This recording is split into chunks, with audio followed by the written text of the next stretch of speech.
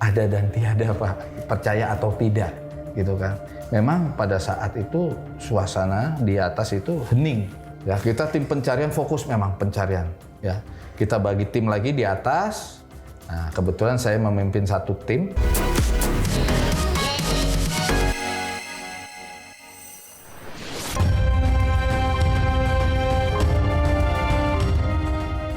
Pemirsa Silat RCTI, juga tak kalah jadi sorotan selain banjir di Hari Raya Imlek, tragedi kebakaran dahsyat yang melanda Glodok Plaza Jakarta Barat Rabu tanggal 15 Januari 2025 hingga kini masih menyisakan beragam kisah pilu.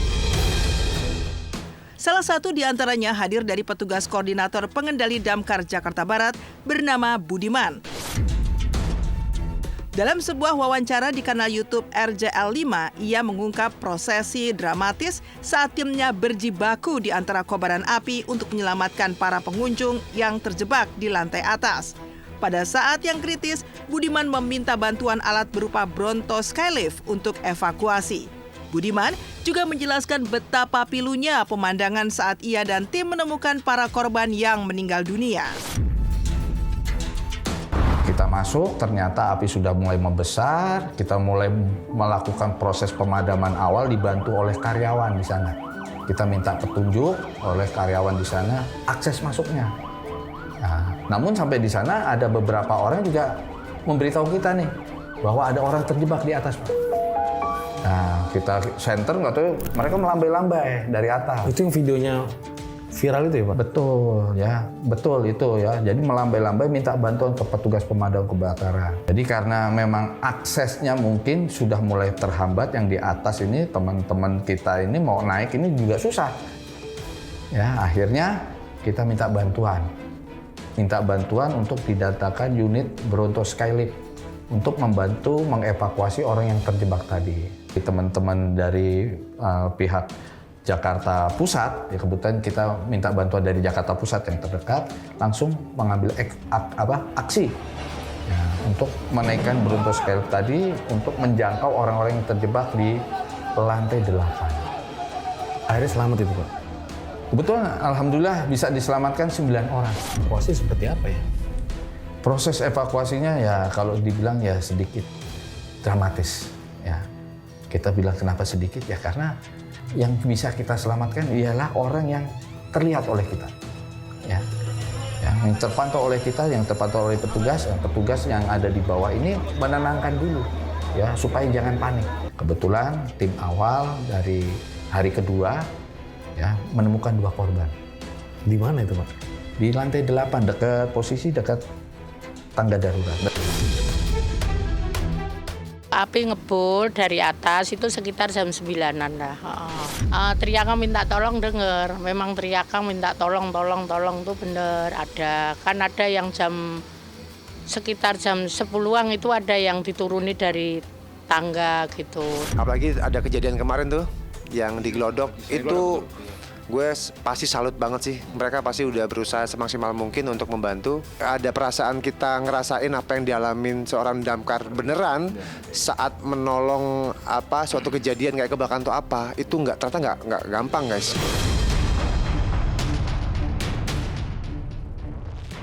Namun ada satu hal yang cukup mengejutkan setelah tim evakuasi melakukan penelusuran di dalam gedung yang kini hangus.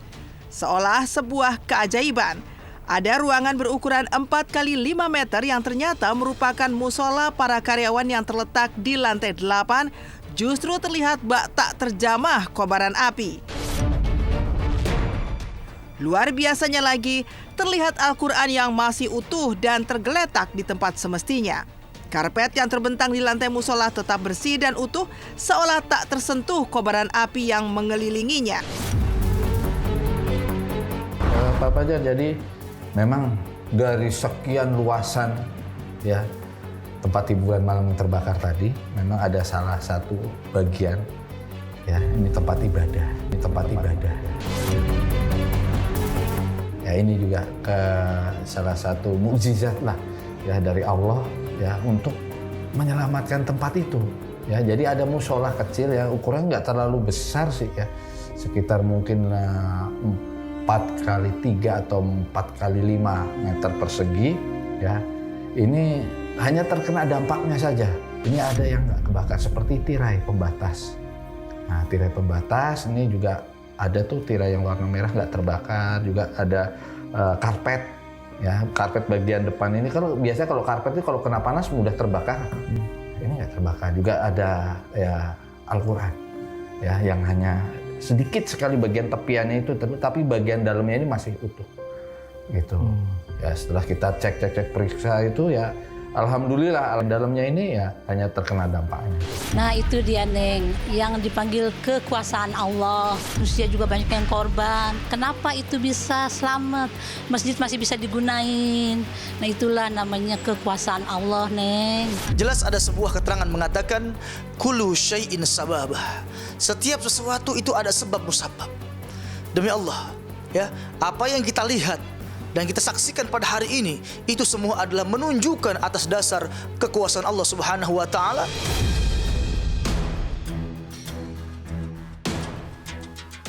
Sudah hampir 2 pekan pasca kebakaran, bangunan Glodok Plaza masih tampak mengenaskan. Proses pencarian dan evakuasi korban kebakaran pun dihentikan pada hari Minggu tanggal 26 Januari 2025. Menurut Budiman, dalam salah satu upaya tersebut, ia dan timnya ditugaskan untuk mencari para korban di titik yang belum sempat terjamah. Namun tiba-tiba saja, dirinya dikejutkan dengan suara bisikan yang terdengar tak jelas di belakangnya. Ya, dibilang ada dan tiada, Pak. Percaya atau tidak, gitu kan.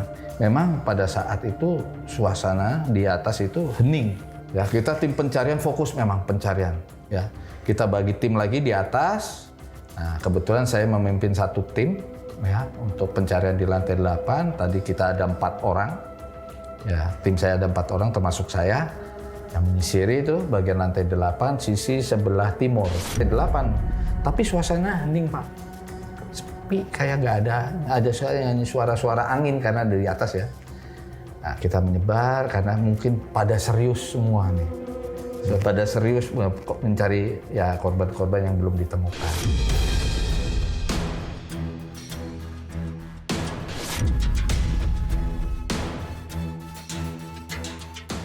Itu sih serem banget ya. Saya ngeliat di berita sampai runtuh dari lantai 9 ke lantai 7, terus ditemukan mayat yang udah berkeping-keping, nggak berbentuk lagi karena saking panasnya. Ya, kita turut berdukalah dengan kejadian seperti ini.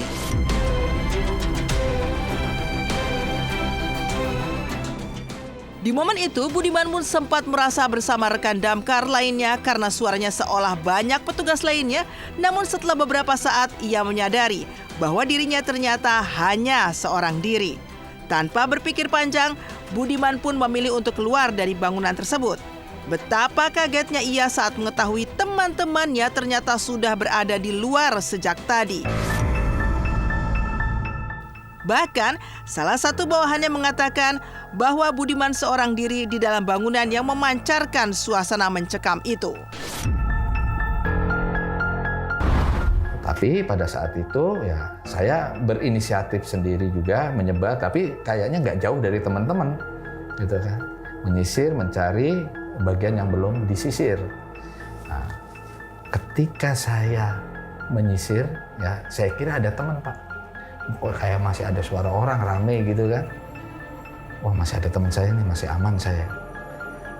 Kan ketika saya mau panggil teman saya, salah satu nih anggota saya nengok ke belakang kok nggak ada. Kok tadi kayaknya ada suara orang di belakang saya, kok nggak ada gitu. Akhirnya saya ya merinding juga nih karena sendiri gitu kan, Pak. Kirain ada orang. Iya, kirain ada orang. Saya kembali lagi keluar. Nggak taunya teman saya semua udah yang 2 orang, masih 1 orang masih ada di dalam juga. Ada di luar, Pak, udah nungguin. Saya panggil, lah, kenapa kamu ada di sini? Saya kira ada di... Itu tadi siapa yang dia bilang? Komandan sendiri katanya. Waduh. Turut berduka cita buat para korban korban kebakaran di Harko. Mudah-mudahan amal ibadahnya diterima dan keluarganya diberikan keikhlasan.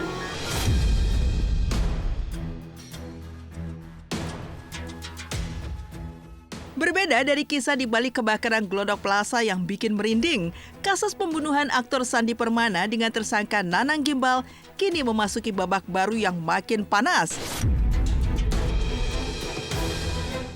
Pasca aksi Yulianti, istri tersangka Nanang Gimbal, yang selain meminta maaf kepada ibunda Sandi Permana, juga akhirnya angkat bicara terkait tuduhan keterlibatannya dalam pembunuhan sang aktor yang juga merupakan tetangga dekatnya. Ya, Yulianti membantah jika ia berada di sisi suaminya saat peristiwa pembunuhan itu terjadi. Begitupun terkait tudingan ia membantu sang suami melarikan diri pasca pembunuhan sadis itu. Tahu yang pelaku bilang katanya dia bisa seperti itu ke almarhum, katanya karena almarhum sinis dan meludah. Saya cari tahu lagi gitu kan, ternyata pada saat kejadian itu suami saya itu pakai masker dan dia megang di tangan kirinya itu megang besi untuk bikin kandang ayam. Pelaku kan di depan rumahnya, masa iya suami saya langsung begini langsung ngeludah, kan dia pakai, masa iya dia buka masker dulu gitu kan. Terus katanya si pelaku ngambil alat bukti pas korban lewat meludah gitu kan. Ya sekarang kan almarhum pakai motor, seberapa jauh dia ngambil pisau ke dalam.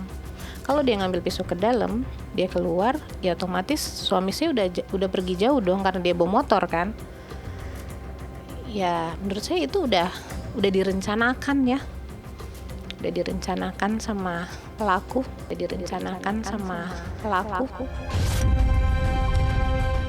Setelah penusukan, setelah penusukan aku nggak ketemu lagi dia. Nggak tahu, aku pokoknya dia udah nggak ada, sepeda motornya sama orangnya udah nggak ada. Jadi aku tuh di dalam nggak keluar lagi. Ada trauma tersendiri ya melihat istri pelaku gitu kan. Yang sinis itu ya pelaku. Dia bilang katanya pernyataan dari istri pelaku, katanya dia tidak pendendam apa, kalau misalnya dia tidak dendam kan dia mengutarakan katanya dia dendam sama pelaku, sama korban kan. Jadi kemarin saya baru tahu kan, dikasih lihat sama kuasa hukum saya, ternyata dia bilangnya begini, ini itu semua gak benar. Saya bantahin ya itu enggak, ya itu kan mungkin dia pembelaan untuk pelaku ya. Dan dengan tegas berbanding terbalik dengan bantahan yang disampaikan istri tersangka, Ade Andriani, istri almarhum Sandi Permana, justru meyakini jika istri Nanang Gimbal diduga terlibat dalam pembunuhan suaminya. Untuk itu, Ade bersama kuasa hukumnya tengah mengumpulkan bukti-bukti dan saksi guna bisa mendakwa Nanang Gimbal dengan pasal pembunuhan berencana dan berharap agar tersangka dihukum seumur hidup. Karena Ade mengaku ada saksi yang melihat almarhum memakai masker sehingga tak mungkin meludahi. Sementara untuk menyambung hidup, Ade kembali meneruskan usaha bakso yang sempat dirintis almarhum suaminya. Kalau dia tidak melihat, kenapa dia pas saat kejadian dia malah ngetok ke rumah tetangga minta tolong? Kenapa dia tidak berteriak? Kenapa harus ke rumah tetangga ngetok pintu? Itu yang saya tahu. Sudah saya persiapkan sama kayak ada bukti-bukti video gitu kan, saksi, terus emang ada yang saksi melihat suami saya pakai masker, terus ada bukti gitu kan, bukti dari CCTV suami saya pakai masker, itu ada semua. Nah, kalau saya sama kuasa hukum saya ini beranggapan pembunuhan berencana ya. Semoga keadilan ya untuk almarhum ya. Kalau misalnya nanti dikabulkan itu untuk hukuman seumur hidup. Waktu pas sudah nggak ada kan ya sedih ya, saya lihatnya gerobaknya gitu kan, gimana ini Saya bilang ya udah saya putusin aja, udah kita jalan lagi deh gitu kan, biar almarhum seneng gitu kan kalau misalnya usahanya terus berjalan gitu kan ya. Ini baksonya kan, ini bakso mak lampir, karena dari namanya aja mak lampir saya nggak tahu. Saya tahu-taunya itu pas gerobak udah jadi, banner udah jadi, saya baru lihat bakso mak lampir. Iya jadi gitu. Ini bakso mak lampir. Ini namanya bakso mak lampir karena ini di dalamnya ini isinya mercon ya, sambal semua. Obat rindu ya, karena lihat gerobaknya aja udah keinget sama dia. Sampai sekarang saya tuh berharap ini tuh mimpi gitu. Masih sampai sekarang masih nggak sadar gitu kan. Masih itu berharap sampai sekarang nih, semoga ini mimpi gitu.